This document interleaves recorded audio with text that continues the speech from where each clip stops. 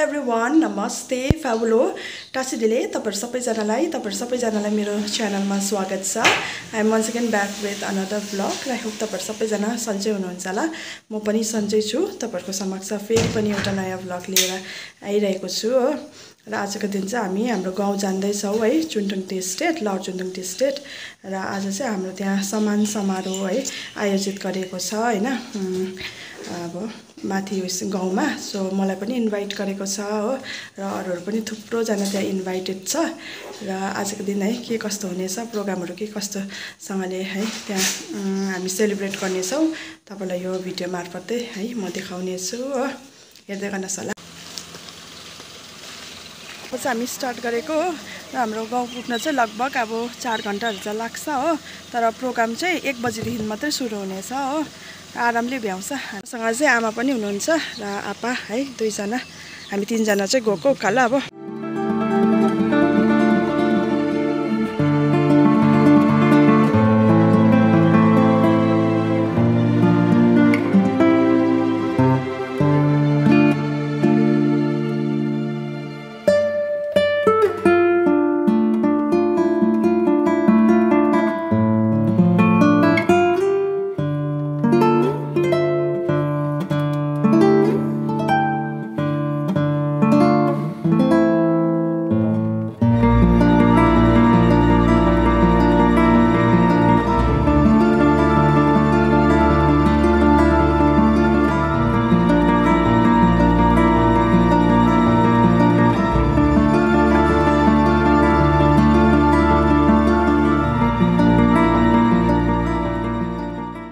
हामी चाहिँ मारेबुङ आइपुगिसकेका छौं हो।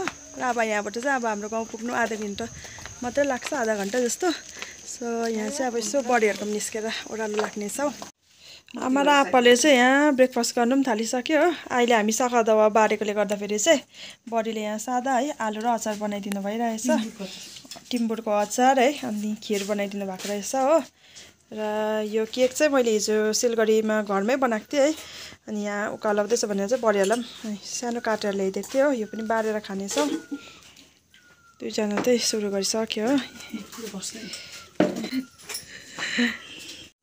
बडीले चाहिँ हामीलाई लन्च पनि बनाइदिइराख्नु भएको रहेछ है। भात, दाल है, सब्जी र अब अलिअलि खाएर चाहिँ अब हामी ओह्रालो लाग्नेछौँ।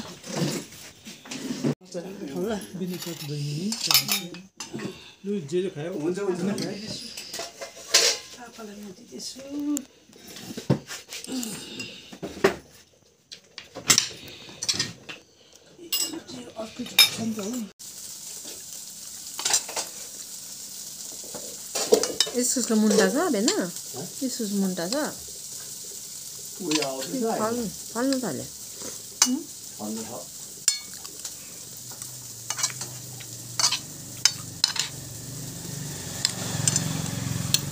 अघि हाटमै लगेको होला त्यो गाडी पिकअपले सुरु भयो नि इस्कुसको मुन्टा र फर्सीको मुन्टा। ए होला त्यो दुधवालाले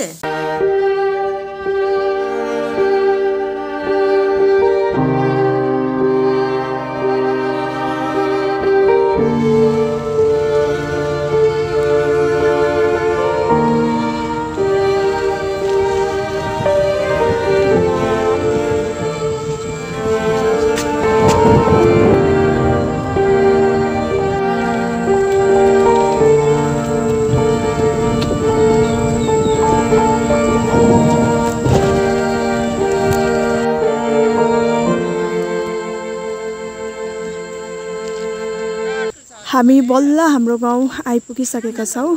डाँडागाउँ लर्ड चुनथुङ टी स्टेटमा। देख्न सक्नुहुनेछ यो चाहिँ हाम्रो गाउँको हल।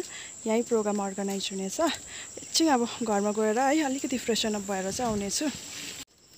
हामी चाहिँ घर आइपुगिसकेका छौं। आमाले चाबी खोज्दा खोज्दा भइसक्यो हो। यहाँ हेर्नुस् न, मकै मजाले फुल्न थालिरहेको रहेछ है, आमाले रोपेको है, देख्न सक्नुहुनेछ। ल है घर फाइनली आइपुग्यो। यहाँ पनि रोपेको छ क्या मकै।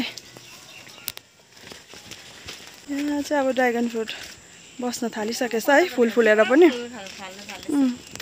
यहाँ देख्न सक्नुहुनेछ है, सानो सानो पाक्नु टाइम लाग्छ, 1-2 महिना त लाग्छ यत्रो भएर पनि। यहाँ पनि अलिक गरमै रहेछ पसिना सरी नै भयो हो हाम्रो जग्गा अलिक गरम जग्गामै पर्छ नि त यहाँ दार्जिलिङको है चुङथुङ टी स्टेट चाहिँ हो सो अब अलिकति फ्रेसन अप भएर चाहिँ उकालो जाने अब चाहिँ कामपट्टि लाग्नु हुँदैछ है लिएको सामानहरू अनप्याक गर्नु हुँदैछ र हेर्नुहोस् न हजुर है दृश्य चाहिँ यस्तो देखिरहेको छ बिहान पानी परेको थियो भनेर चाहिँ है अलिक दिन चाहिँ छ्याङ्गै नै भइरहेछ हाम्रो घरको मुनिल्लोपट्टि देख्ने दृश्यहरू चाहिँ यस्तो छ तल्लोपट्टि देख्ने है उता तल्लो गाउँ देख्न सक्नुहुनेछ है निकै तलसम्म नै छ तल्लो गाउँ पनि म रेडी भइसकेको छु है अब चाहिँ हामी प्रोग्राममा जानेछौँ है म र मेरो आमा सो तपाईहरुलाई पनि है त्यहाँ आज के कस्तो प्रोग्राम हुनेछ हो तपाईहरुलाई देखाउनेछु हुन त त्यहाँ हाम्रो त्यो समाज घर पनि नयाँ है स्थापना भएको ज्यादा भएको छैन लगभग 4-5 महिना त भइसक्यो हो र अब त्यहाँ समाज घर बन्नेको दिन चाहिँ अब मेरो त्यहाँ फर्स्ट प्रोग्राम पनि हो सो लेट्स सी के हुन्छ आज है हेर्दै गर्नुहोस् होला को प्रोग्राम सुरु भइसकेको छ है आज प्रोग्राम के कस्तो हुन्छ है तपाईहरुसँग पनि शेयर गर्नेछु हेर्दै गर्नुहोस् होला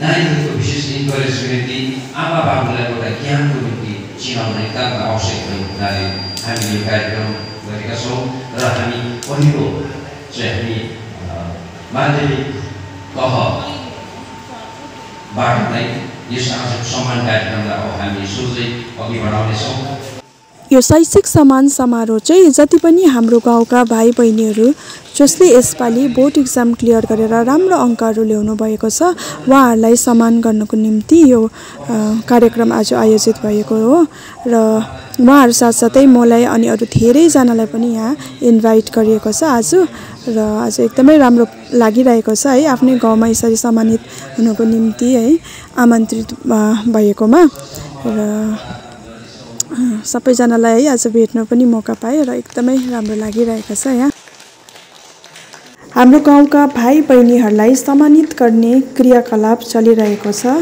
र यहाँ देख्नु भइरहेको सबैजना चाहिँ हाम्रो गाउँकै भाइ बहिनीहरू हो र यसपालि चाहिँ हाम्रो गाउँबाट है ब्लक लेभल पनि टप गरेको छ है एकदमै राम्रो राम्रो अङ्क लिएर विद्यार्थीहरूले है आफ्नो बोर्ड एक्जाम पास गरेको छ है र सबै भाइ बहिनीहरूलाई पनि म मेरो तर्फबाट है कङ्ग्रेचुलेसन भन्न चाहन्छु फुल विशालबारी दार्जिलिङ जति पनि ब्लक छ ब्लक एरियाको नै सबैभन्दा उच्च अङ्क लिएर आउने नानी आज हामीमा छ हाम्रो भाइबहिनी छ भित्र छ हाम्रो समाजभित्र छ र यसर्थ यस वर्षको यस सम्मान समारोहलाई मेरो विगतको दिनहरूमा गरिएको सम्मान कार्यक्रमभन्दा सबैभन्दा उच्च दिन रहेको जस्तो मलाई महसुस भइरहेको छ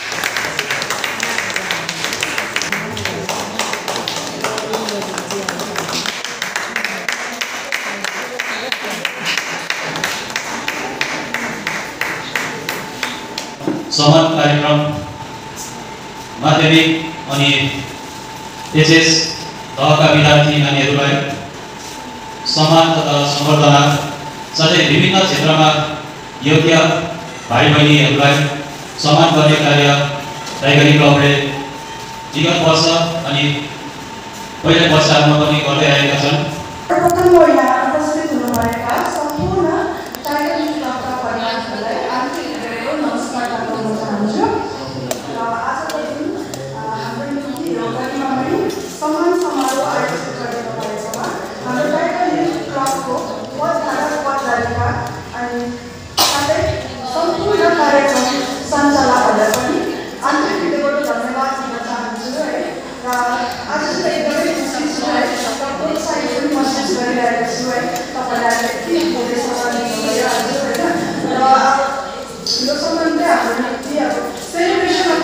मात्रै नभएर चाहिँ अब यो चाहिँ हामीलाई एउटा रिमाइन्डर पनि हो कि हामीले पनि हाम्रो समाजको निम्ति केही गर्नुपर्छ भनेर होइन र आउने भाइ बहिनीहरूलाई पनि म यही भन्न चाहन्छु कि तपाईँहरू आउने दिनमा चाहिँ मेहनत गरेर आफ्नो आमा बाबु बुवाको मात्रै नभएर चाहिँ समाज राष्ट्र अनि देशकै नाम उच्च स्तरमा लाने तपाईँहरूले कोसिस गर्नुहोस् है र जति पनि विद्यार्थीहरूले यसपालि बोर्ड एक्जाम है आफ्नो लिएर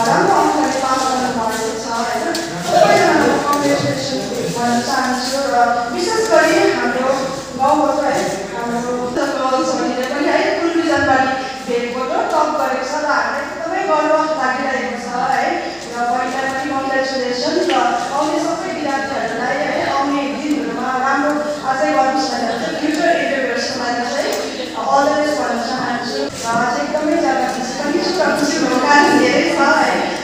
एउटा आज विशुद्ध हुनुको कारण के हो भन्दा चाहिँ हाम्रो गाउँमा सफलतापूर्वक हाम्रो समाज घर बनिएको निर्माण भएको कारणले गर्दा पनि है म एकदमै खुसी छु होइन। अब पहिला पनि हाम्रो समाज घर त थियो तर सानो भएको कारणले गर्दा चाहिँ कतिवटा कार्यक्रमहरू गर्न असुविधै भइरहेको थियो है। र अहिले यो ठुलो घर बनेको कारणले गर्दा चाहिँ हामीहरूलाई सबैलाई जुनै पनि कार्यक्रम गर्नको लागि सुविधा भइरहेको छ होइन।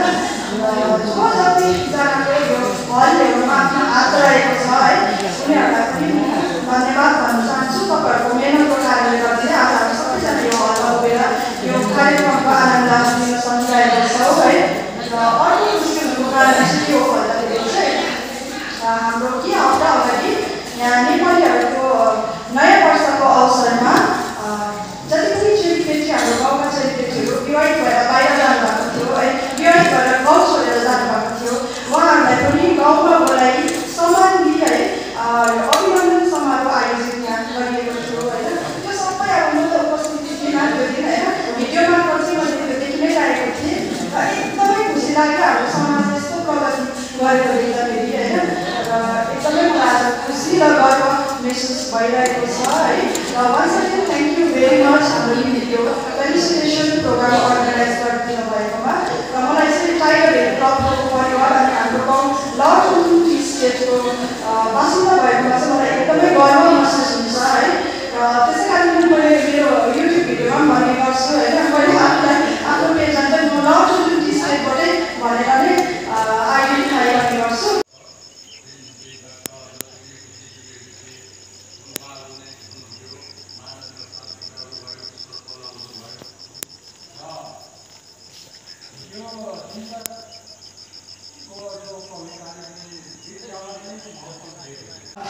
र अहिले हाम्रो गाउँ समाजमा है हामीले देखिरहेको छौँ अहिले नानीहरू नराम्रो नराम्रो सङ्गतहरूतिर लागेर कुलतहरूतिर लागेर उनीहरूले अब स्कुलहरू छोडेर धेरै ड्रप आउट्स नानीहरू देखेको छौँ हामीले होइन।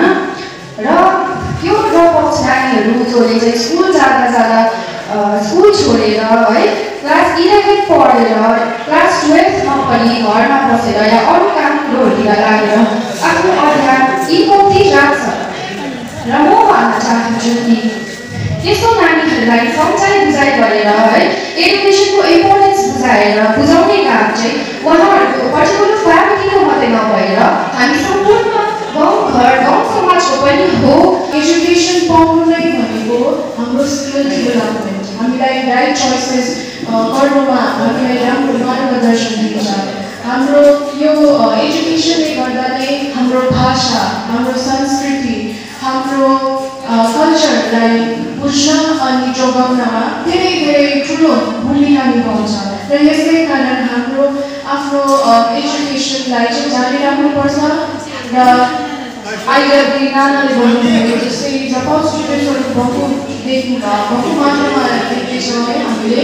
तर हामीले यस्तो अघि आएर इजिली गिभ अप चाहिँ गर्नु भएन, because education is an most important part in our life. कार्यक्रम पनि सकेर अब चाहिँ हामी घर फर्किँदैछौँ हो। र पर्सि चाहिँ अब हामी उता सिलगढी फर्किहाल्ने भनेर चाहिँ अब भोलि पनि अब दार्जिलिङ जाने काम छ भनेर चाहिँ एकछिन बारीमा जानुहुन्छ अरे, सुन्तला बारीमा आमा र आप्पा हो। उयो आलुको चिप्स नि अझै 2टा दिइहाल्नुहोस् न ल।